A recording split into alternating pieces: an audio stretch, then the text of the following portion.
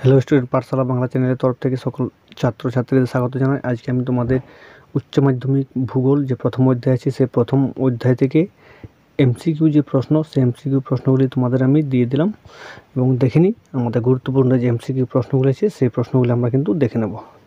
প্রথম প্রশ্ন হচ্ছে, ভূমিরূপ বিদ্যায় পর্যায়ন সূত্রটি কে প্রবর্তন করেন? আমাদের যে ভূমিরূপ বিদ্যা আছে সেই ভূমিরূপ বিদ্যার যে পর্যায়ন সূত্রটি, সেই পর্যায়ন সূত্রটি কে প্রবর্তন করেন? ডেভিস, প্যাট, গিলবার্ট, প্ল্যাঙ্ক। উত্তর হিসেবে আমাদের অপশান ক, ডেভিস। এবং পরের প্রশ্ন আছে আমাদের আরোহণ প্রক্রিয়ার নিয়ন্ত্রক। আমাদের যে আরোহণ প্রক্রিয়া আছে সেই আরোহণ প্রক্রিয়ার নিয়ন্ত্রক কি? ক, ভূমির ঢাল। ক্ষয় কিন্তু আমাদের পুঞ্জিত স্খলনের পুঞ্জিত। গয় আছে আমাদের পালিত পশুপালন। গয় আছে শব্দ শক্তি। উত্তর কিন্তু আমাদের হয়ে যাবে ক, ভূমির ঢাল। পরের প্রশ্ন, দ্বিতীয় ক্রম ভূমিরূপ কোনটি? তাহলে আমাদের যে দ্বিতীয় ক্রম ভূমিরূপ আছে সেই দ্বিতীয় ক্রম ভূমিরূপ আমাদের কোনটি? ক আছে মহাদেশ, ক্ষয় আছে বালিয়াড়ি, গয় হচ্ছে সার্ক, ঘয় হচ্ছে মালভূমি। উত্তর কিন্তু আমাদের হয়ে যাবে ঘ, মালভূমি। তাহলে দ্বিতীয় ক্রম ভূমিরূপ হলো আমাদের মালভূমি। পরের প্রশ্ন, একটি আন্তর্জাত প্রক্রিয়া উদাহরণ কি? তাহলে একটি আন্তর্জাতিক প্রক্রিয়া, সেই আন্তর্জাতিক প্রক্রিয়া উদাহরণ কি হবে? ক আছে আবহবিকার, ক আছে গিরিজনী আলোড়ন, গ আছে কাজ, ঘ আছে বাউর কাজ, তাহলে উত্তর হচ্ছে আমাদের অপশান বি, গিরিজনী আলোড়ন। পরের প্রশ্ন চলে আসে আমরা। পরের প্রশ্ন হচ্ছে, রাসায়নিক আবহবিকার আরও লক্ষ্য করা যায়। তাহলে রাসায়নিক বিক্রিয়া আমাদের রাসায়নিক আবহবিকার আর কোথায় লক্ষ্য করা যায়? নিরক্ষীয় জলবায়ুতে, মরু জলবায়ুতে, শুষ্ক নাতিশীতোষ্ণ জলবায়ুতে, মেরু জলবায়ু খাতে। উত্তর কিন্তু হয়ে যাবে আমাদের অপশান ক, নিরক্ষীয় জলবায়ুতে। পরের প্রশ্ন, অবরোহ আরোহ সম্মিলিত ফল কি? ক্ষয়ীভবন, পর্যায়ন, আবহবিকার, পুঞ্জিত ক্ষয়।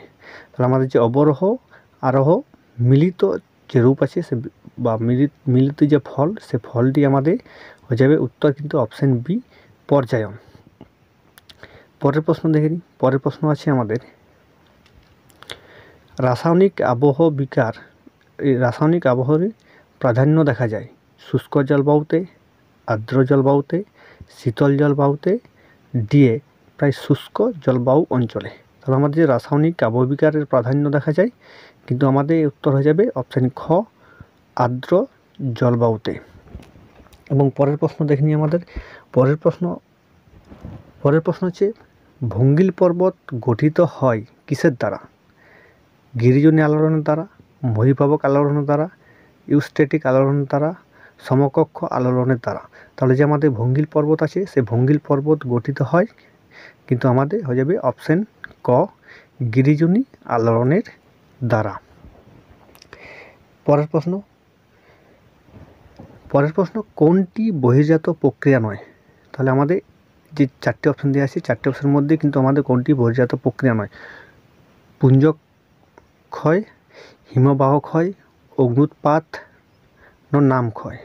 তাহলে আমাদের এই চারটি অপশানের মধ্যে উত্তর হয়ে যাবে কিন্তু আমাদের অপশান গ, অগ্নুৎপাত। অগ্নুৎপাত কিন্তু একটা বহির্জাত প্রক্রিয়া নয়।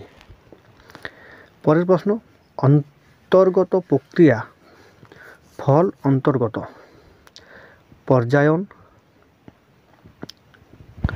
আবহকার, সমস্ত ভূবিপর্যয়। তাহলে অন্তর্গত যে ফল সেটি কিন্তু আমাদের উত্তর হয়ে যাবে ভূবিপর্যয়। এবং পরের প্রশ্ন আমরা দেখে নিই। পরের প্রশ্ন কী আছে? পরের প্রশ্ন কিন্তু আছে আমাদের, হিমাচল প্রদেশের মণিকরণের উন্নয়ন প্রসবন করা একটি সংযোগ চ্যুতি বিদার খনিজ দ্রবণ প্রসবন। উত্তর কি হয়ে যাবে আমাদের অপশান বি, বা চ্যুতি। পরের প্রশ্ন হচ্ছে আমাদের, ভারত চুনাপাথর ক্ষয়ের ফলে গঠিত একক ভূমিরূপ দেখা যায় কোন? উত্তরাখণ্ডের দাদুনে, মধ্যপ্রদেশের গোয়ালে, রাজস্থানের ভরপুরে, বিহারের ভোজপুরে। উত্তর কিন্তু হয়ে যাবে আমাদের অপশন ক, উত্তরাখণ্ডের দাদুনে।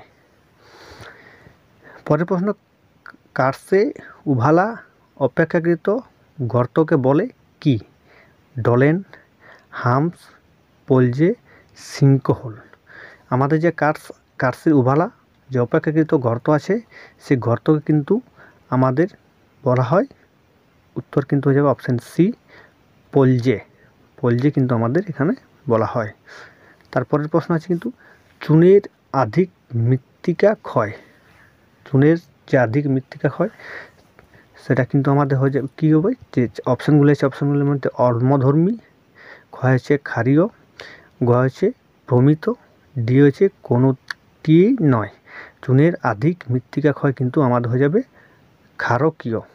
ওটা আমাদের যেহেতু ওটা আমাদের অপশান বিটা আছে ক্ষারকীয়। ছাই প্রস্রবণকে বলে, তাহলে ছাই প্রস্রবণকে কী বলে? ছাই প্রস্রবণকে কী বলে? অপশান ক গিজার, ক্ষয়ে ফন্টেলি, গয় আর্টেজিও কূপ, ঘয় হবে চ্যুতি প্রস্রবণ। তাহলে আমাদের যে ছাই প্রস্রবণ আছে সেই ছাই প্রস্রবণকে কিন্তু আমাদের বলে ফন্টেলি। পরের প্রশ্ন দেখা যাক। পরের প্রশ্ন কিন্তু আমাদের আছে ভারতে প্রস্রবণ দেখা যায়। তাহলে আমাদের ভারতে প্রস্রবণ কোথায় দেখা যায়? ক দাদুনে, ক্ষয় বিশাখাপত্তনমে, গয় শিলংয়ে, ঘ বা ডি আমাদের কোনোটিই নয়। তাহলে আমাদের ভারতে প্রস্রবণ দেখা যায় কিন্তু দাদুনে। অপশান ক কিন্তু আমাদের উত্তর হয়ে যাবে এখানে দাদুনে কিন্তু আমাদের প্রস্রবণ দেখা যায়। তারপরের প্রশ্ন, বড়পদের গ্রাইক পূর্বতন যুগোস্লাভিয়া ক্লাস বোগাজ সিঙ্কহোল ডলেন বলে। উত্তর কিন্তু দেখুন আমাদের যেখানে প্রশ্ন আছে যে বড়পদের গ্রাইক পূর্বতলের যুগোস্লাভিয়াকে কি বলে, তাহলে আমাদের ওখানে উত্তর হয়ে যাবে কিন্তু অপশান বি, বোগাজ বলে। তারপরের প্রশ্ন, চুনাপাথর থেকে সৃষ্ট ধূসর রঙের মৃত্তিকাকে বলে।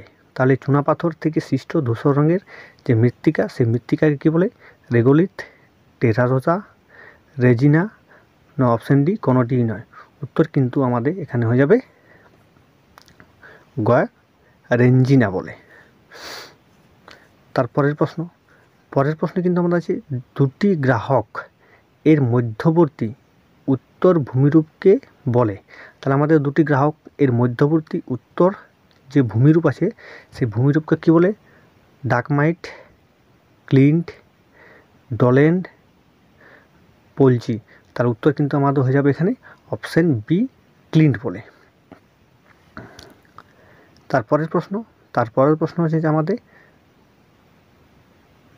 স্টালেকটাইট দেখতে পাওয়া যায় পলিগঠিত অংশে, মেরুতে, পশ্চিম উপকূল, কার্সে।